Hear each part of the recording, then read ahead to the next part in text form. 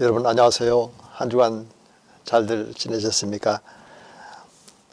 오늘도 봄이 오긴 왔었는데 봄을 느끼지 못했었고, 근데 오늘 갑자기 여름이 다가왔네요. 오늘은 대구가 33도 정도 된다고 하고, 대전에도 어제도 그렇고 지금 이 시간에도 무척 이렇게 덥습니다. 더위가 좀 일찍 온 것 같긴 하지만은 또 희소식이기도 하죠. 이제 신종 코로나19가 더위를 무척 싫어한다고 하는데, 어제는 모처럼 만에 이제 전국적으로 확진자가 제로 상태로 나타나서 참으로 기쁩니다. 또 우리가 대면에서 강의할 것을 생각하니까 또 즐거움도 크고요. 이렇게 참 코로나 시대를 살아가면서 일상적인 삶의 소중함을 이렇게 실감 있게 느껴본 적은 처음인 것 같습니다. 그래서 일찍 어떤 분들은 이제 하루하루의 삶이 기적이다, 그런 이야기들도 했고, 또 우리들에게도 이제 회자가 되어져서 다 알고 있는 그런 말씀이면서도 또 실질적으로 우리가 체감하고 또 체득하지 못했었는데, 이번 기회에 그런 기회를 이제 갖게 된 것 같아서 다시 한번 하나님이 함께 하신다라고 하는 거, 또 하나님 없이는, 또 하나님의 도우심이 없이는 우리가 하루하루의 삶이 참 무의미한 삶이로구나, 이런 것들을 다시금 이제 깨닫게 되었습니다. 우리가 지난 주간에는 이제 사탄, 마귀, 그건 단순히 이제 사탄, 마귀의 존재에 대해서 우리가 지식적으로 알고 있다고 해서 모든 게 끝나는 것이 아니고, 지식을 넘어서 이제 우리 삶 속에서 사탄, 마귀가 어떻게 그 신자들을 미혹하고 또 시시탄탄 노리면서 그의 영혼을 앗아가려고 기회를 보고 있는지 여러 말씀들을 통해서 잘 나타나고 있으니까, 그에 대한 이제 대응, 또 반응을 이제 보여야 되는데, 이것이 그냥 한마디로 이제 영적인 전투다, 이렇게 이제 표현할 수 있다라는 겁니다. 그리고 이제 전에도 이제 개혁 강일 같은 데는 영적인 싸움, 이렇게 표현을 했는데, 지금은 영적인 씨름으로 이렇게 번역을 해놨죠. 싸움과 씨름은 차이가 많거든요. 씨름은 뭐 많은 관중들이 있고, 또 관전하면서 또 즐거움도 있고, 또 쾌락도 있고, 이런 문제고, 또 싸움은 이거는 어느 한편이 쓰러져 넘어질 때까지 이렇게 싸워야 되는, 본래 이제 그 로마의 그런 전투가 이제 그런 성격을 가지고 있었다라고 하는 것을 이제 지난 시간에 간략하게 이렇게 살펴봤는데요. 네, 그렇습니다. 이 죄와 사망 권세를 쥐고 있는 그 세력이 바로 사탄, 마귀와 또 그의 사자들이기 때문에, 우리가 영적인 전투 없이 올바른 그런 신앙 생활, 그리고 하나님과 올바른 관계를 맺을 수 있다라고 생각하는 것은 지극히 잘못된 것이다라고 하는 것을 지난 시간에 좀 살펴보았습니다. 일반적으로 우리 성도들의 삶을 보면 영적인 전투의 그런 그 삶에 대해서 익숙해 있지 않는 것 같습니다. 저희 학교 다닐 때 매티스라고 하는 분이 쓴 그 전투하는 교회, 이런 책들도 좀 있었는데, 사실은 이제 교회가 그런 이제 영적 전투의 선봉장에 서 있는 것인데, 지난주에는 개인의 영적 전투, 그래서 개개인의 마음 안에 있는 그 견고한 진이라고 하는 이 고린도후서 10장에 나와 있는 이 말씀, 모든 사상과 이론을 갖다가 파괴하고 강력한 무기가 되신 예수 그리스도 앞에 그들의 그런 그 생각들을 무릎 꿇게 하고, 이런 이제 말씀들의 그런 배경에도 보면은 고린도후서 같은 경우는 이제 뭐 4장 같은 데도 보면은 이 복음이 훼손이 되고 희미해지는 이유가 있다면 바로 이 광명한 천사로 가장한 이 사탄 마귀의 그런 이제 미혹의 결과다라고 하는 말씀도 나오고, 또 고린도후서 또 11장 3절에 보면 뱀이 하와를 미혹한 것처럼 다른 예수를 전하고 또 다른 영을 따르고, 이제 이런 모습들이 이제 고린도후서에 보면은 이제 배경이 그런 이제 이단 사탄 마귀의 미혹, 이런 부분에 대해서 많이 이렇게 부각되어서 나타나고 있는 성경 말씀인데요. 자, 이제 오늘은 이제 그 마태복음을 통해서 교회, 아까도 말씀드린 것처럼 이제 교회는 하나님 나라 전이대가 되는 것이고요. 또 하나님 나라는 그냥 세우는 것이 아니라 예수님께서도 그렇게 행하셨던 것처럼 하나님의 성령의 능력에 힘입어서 귀신이 쫓겨 나가는 것이면 하나님 나라가 임하는 것이다. 이런 말씀이 있죠. 근데 이제 우리가 이제 조심해야 될 것은 이제 그런 말씀 속에서는 전도가, 다시 말해서 이제 복음 전도, 하나님 나라 복음 전파가 우선순위죠. 앞서가는 것이고, 또 그 과정 속에서 이제 악한 영들도 떠나가고 또 병든 자들도 치료가 되어지고 이렇게 되는 것이 이제 성경적이죠.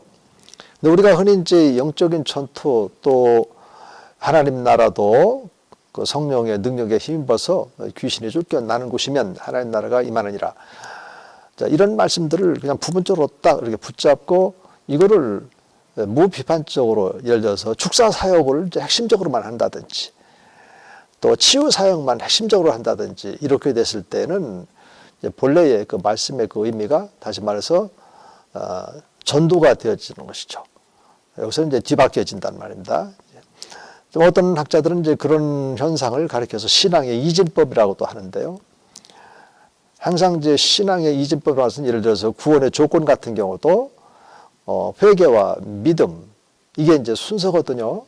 그런데 이제 이것을 바꿔놓고 나서 이제 믿음과 회개 이런 식으로다가 바꿔놓게 되면 회개의 시간을 통해서 죄가 무엇인지 깨달아 알고 하나님께로 돌아서는, 마음으로 돌아서는 이런 기회가 회개 가운데 있는 건데, 그런 기회 없이 듣고 그냥 믿는다, 나 믿는다 이렇게 말한다고 했을 때 뭘 믿는 것인지, 예수님의 십자가와 부활을 믿는다면 왜 예수님이 십자가에 가셨는지, 모든 인류의 죄를 지고 갔다.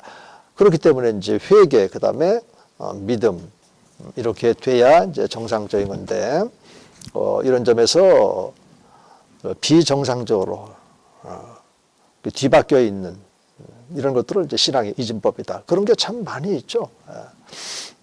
예를 들어서 우리가 믿음과 순종과의 관계도 믿어 순종, 성경에 보면 그렇게 되어 있거든요.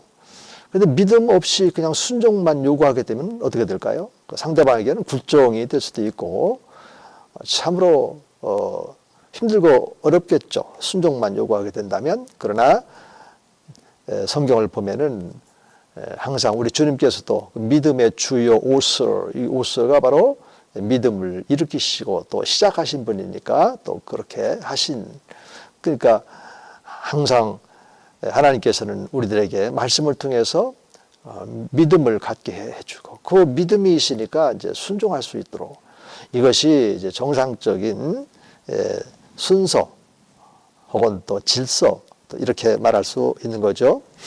자, 이런 것처럼 이제 교회도 하나님께서 주신 우선적인 사명이 있죠. 교회. 너희 했을 때는 이제 그 속에 공동체니까 이제 교회 이렇게 볼 수도 있고, 그래서 교회는 이제 전도 사명이 있고, 그 전도는 이제 하나님 나라 복음을 전하는 것이고, 하나님 나라 복음을 전하면서 이제 축사도 일어나고 질병도 치유가 되어지고, 이런 순서를 우리가 꼭 붙잡고 여기서 벗어나면 안 되겠다라고 하는 겁니다. 마가복음 같은 경우도 16장 맨 끝절에도 보면은 전도를 하죠. 하나님의 말씀을, 복음을 전하고, 그리고 이제 그것이 하나님께로부터 온 것이다라고 하는 것을 하나님이 증명하기 위해서 하나님이 능력적으로 치유도 일어나게 하시고, 이렇게 이제 하나님이 하시는 거니까, 그런데 그런 부분이 빠지고 뭐 은사 사역이다. 요즘은 또 어떤 분들은 자기가 은사자다 뭐 이런 식으로 다 표현도 하는데, 은사자, 기도자, 이런 용어는 사실은 적합한 용어가 아닙니다. 우리로 하여금 기도를 하게 하시는 분도 성령 하나님인데, 우리가 어떻게 그 기도자가 되고 또 우리가 은사자가 되겠습니까? 은사를 주시는 분도 성령 하나님이신데, 성령께서 주시는 우리는 그 은사 안에서 주님의 몸된 교회를 세우기 위해서 사역을 하는 것이지 않겠습니까? 그래서 갈수록 보면은 이 교회 안에도 하나님께서 우리들에게 권위를 주셨지 우리가 권위자가 아니잖아요. 그런데 자꾸 거기다 자자를 붙여가지고 자신의 어떤 존재감이나 또 어떤 위치를 그런 방식으로 이렇게 설정하려고 하는 그런 경향성들이 많이 나타나고 있는 것 같아요. 일반적으로 저는 이제 또 이단을 또 연구하다 보니까 그런 게 더 잘 보이는 것 같아요. 이단들은 이제 자기들이 이긴 자다, 뭐다 하면서 거기에 자꾸 자자를 넣죠. 말세에 예비된 자기가 종이다, 뭐다 이래 하면서 그래서 오늘 우리 한국교회 안에서도 이런 문제, 이런 질서가 흔들리고 이러다 보면 결국은 그것이 이제 교회의 그런 그 성장과도 관련되어지고, 여기서 말하는 성장은 먼저는 질적인 성장이죠. 질적. 그런데 질서가 이렇게 깨어지게 되니까 질적으로도 깨어지게 되고, 또 그렇게 되면 이제 또 양적으로도 이제 문제가 이제 발생하게 되는 것이고, 자, 그러므로 우리가 이제 영적인 그런 그 전투 이것에 대해서 이제 알아가기 전에 그런 부분에 대해서 좀 간략하게 이렇게 살펴보고 싶었고요.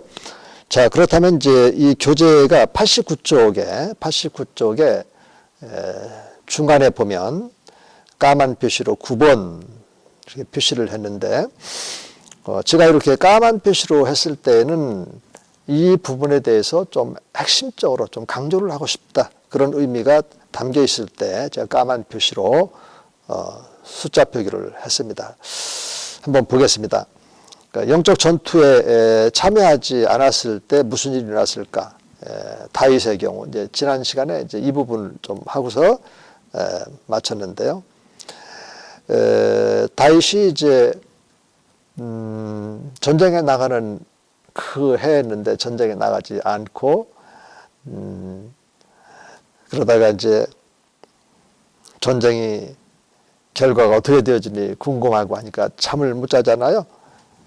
그래서 밖으로 옥상에 이제 올라가서 밤늦게 이렇게 보니까 어느 여인이 이제 목욕하는 이런 모습들을 이제 보게 되고, 또 간음을 하게 되고, 또 자기의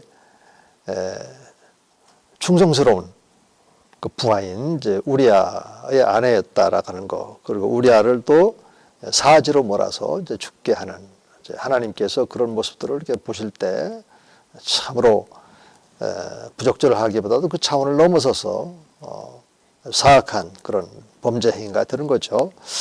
이런 것처럼 이제 개개인에게도 우리 영적인 전투를 해야 되는데, 이런 영적 전투를 하지 않았을 때 이 말씀은 이제 영적으로 풀이한다면 우리 개개인도 그런 모습으로 전락할 수밖에 없다라는 겁니다. 원죄가 여전히 있고 하기 때문에. 그러니까 이제 그 밑에 보면 이제 큰 3번이 있죠. 마태복음 16장 13절에서 20절에 나타난 교회 차원의 영적인 전투는 무엇인가? 이 부분에서도 마찬가지죠. 교회가 영적인 전투를 해야 되는데 전투를 하지 않았을 때는 다윗의 그런 그 미혹처럼 교회도 미혹이 당연히 있죠. 소위 말해서 이제 교회의 세속화라고 하는 말 있지 않습니까? 오늘 우리 시대에 미국도 그렇고 또 우리 한국도 그렇고 성도들의 숫자가 계속 떨어져 나갑니다. 그래서 이미 이제 21세기에 들어서기 전에 1900년도 말, 그러니까 1990 한 7, 8, 9 여간에 주로 이제 그 미래에 대한 그런 예측, 엘빈 토플러라든지 이런 그 미래학자들이 나타나서 또 이 세계에 대한 미래적 동향, 그 다음에 이제 그 21세기의 그 교회 현상 이런 것들을 이제 예측을 이제 했었을 때 이미 이제 이 교회가 이제 무능력해진다라고 하는 거, 전도율도 떨어지고 기도율도 떨어지고 그 메시지라든지 이 모든 것들이 이제 환경들이 이제 변화가 되니까 이제 그런 것들까지도 영향을 이제 받게 된다라고 예측이 다 있었어요.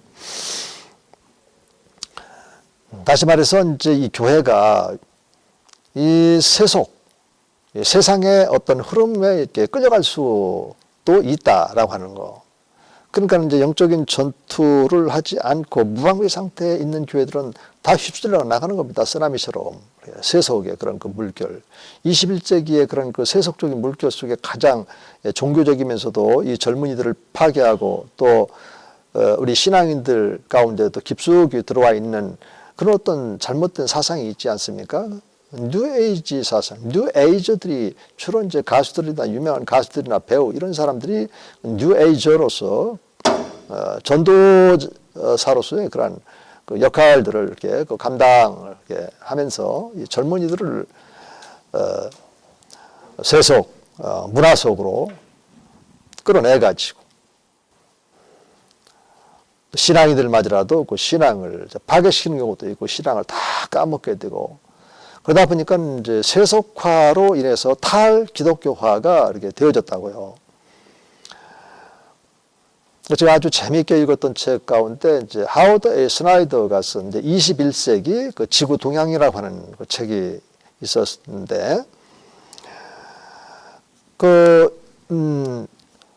하워드 A. 이제 스나이더 이분이 이제 물론 이제 하나님 나라에 대한 그런 책도 쓰시고 하여튼 그 21세기 동향에 대한 관심이 참 많으셨던 분이에요.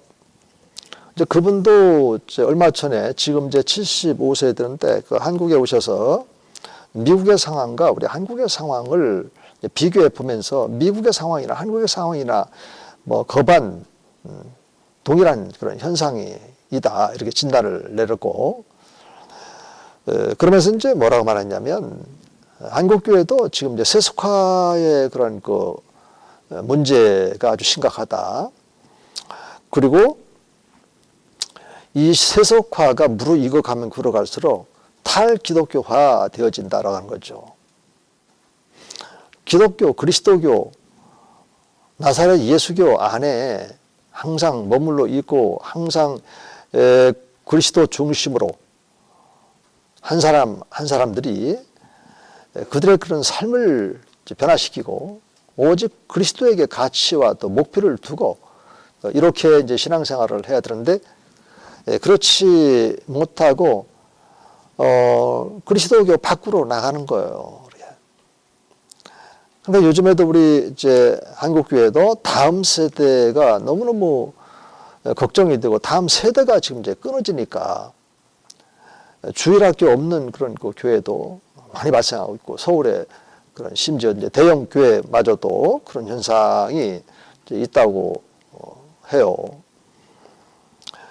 그러면 단순히 그냥 이것이 시대의 흐름이기 때문에 그런 것이냐 아니면 그런 걸 통해서 하나님께서 우리들에게 던지는 그런 메시지가 뭐냐 이런 점들에 대해서 다시 한번 우리가 점검해 보면서 지금 어디에 문제가 있느냐. 일반적으로 우리 이제 한국 교회에서도 이제 여러 이제 젊은 이제 개혁적인 이제 이런 이제 목사님들 중심으로 우리 한국 교회를 봤을 때 한국 교회에 어디에 문제가 생기냐면 거룩함에 문제가 있다고 그랬거든요. 이 거룩함은 반대가 바로 이제 세속화거든요. 이 세상 풍속으로부터 어떤 목적, 다시 말씀드려서 하나님께 예배할 그 목적을 위해서 하나님이 부르시고 그 자리에서 우리가 반응하고 주님 몸된 교회에 소속이 되어져서 주님 몸된 교회 안에서 하나님을 예배하고 새로운 피조물로서 탈세상적인 물론 여기서 탈세상적이라는 말은 뭐 세속을 등지고 이런 불교적이 아니다라는 것은 여러분들 잘 아시죠? 갈라디아서 2장 20절에 있는 것처럼 그러나 우리가 육체 가운데 사는 것은 그리스도를 믿는 믿음 안에서 사는 삶. 이렇게 세상 속에 있으면서 세상을 비추는 빛과 또 소금의 역할을 감당하는 이 위치가 바로 이제 교회인데, 이 교회 안에 이렇게 세속적인 것들이 들어오니까 그 물결에 빠져 있는 그런 성도들이 하나 둘씩 이렇게 빠져나가게 되는 거죠. 왜 그럴까요? 교회가 바로 이 거룩함의 문제에서 구멍이 나고 또 세속의 그런 바람이 구멍난 그곳으로 교회 안에 들어와 가득하게 된다면 하나님의 그런 그 능력적인 역사가 불가능하기 때문에 그런 거죠. 세상 사람들은 다 자기 생각대로, 자기 주관대로 또 다양성 뭐 이런 걸 가지고 들어와 가지고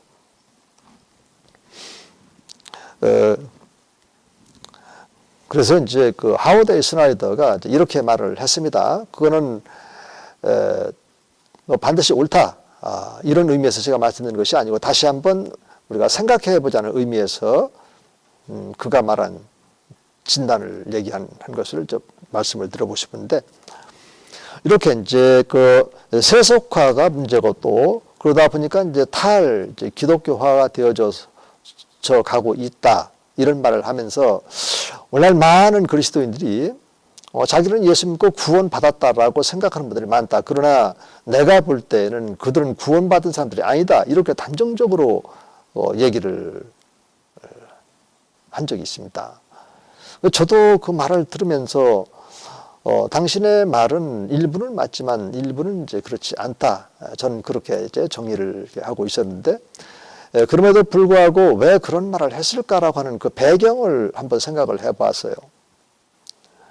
그리고 우리 한국사에서도 있었던 것처럼 이제 구원파가 이렇게 등장을 해서 구원에 대한 그런 확신 이런 것들을 가지고 테이블 돌려서 단시간에 30만 명의 우리 성도님들을 뺏어갔던 그런 때가 있었지 않습니까? 70년대 후반, 또 80년대 초 이런 때 여전히 그들은 이제 세월호 사건이라든지 그 전에 이제 오대양 사건이 있었음에도 불구하고 그 단체에 지금 이제 수십만 명이 지금 머물러 이제 있죠. 이런 것들을 이제 우리가 미리 좀 바라보면서 자기는 구원받았다고 하지만은 어떻게 구원을 받았는가, 또 구원받은 이후의 그런 그 삶은 어떠한 삶이어야 되는지 이런 거에 대한 성도들 개개인이 명확한 이 정리가 잘 안 되는 것 같습니다. 그렇다면 그들의 공동체가 바로 교회인데 교회가 어떻게 영적인 전투에 능한 이런 그리스도의 좋은 병사들이 될 수 있겠냐, 이제 이런 문제입니다.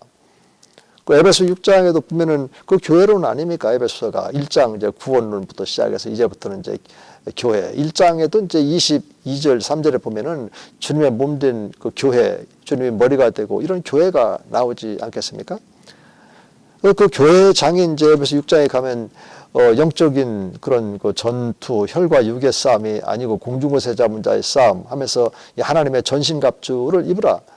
그런 전신갑주도 구원의 투구부터 해가지고 의의 흉배, 믿음의 방패, 또 복음의 그런 그 신발, 그리고 또 하나님의 말씀, 성령의 검과 하나님의 말씀, 또 성령 안에서 우리가 무시로 기도하는 그 기도, 이렇게 이제 그 전신갑주의 내용들이 제시가 되는데, 그것도 보면은 구원과 믿음, 의의 흉배, 진리의 그런 그 띠를, 그런 말씀도 또 보게 되면은 맨 먼저 구원의 문제가 거기 있고, 의의 문제가 있고, 또 믿음의 문제가 있고, 또 복음으로 무장됐는가.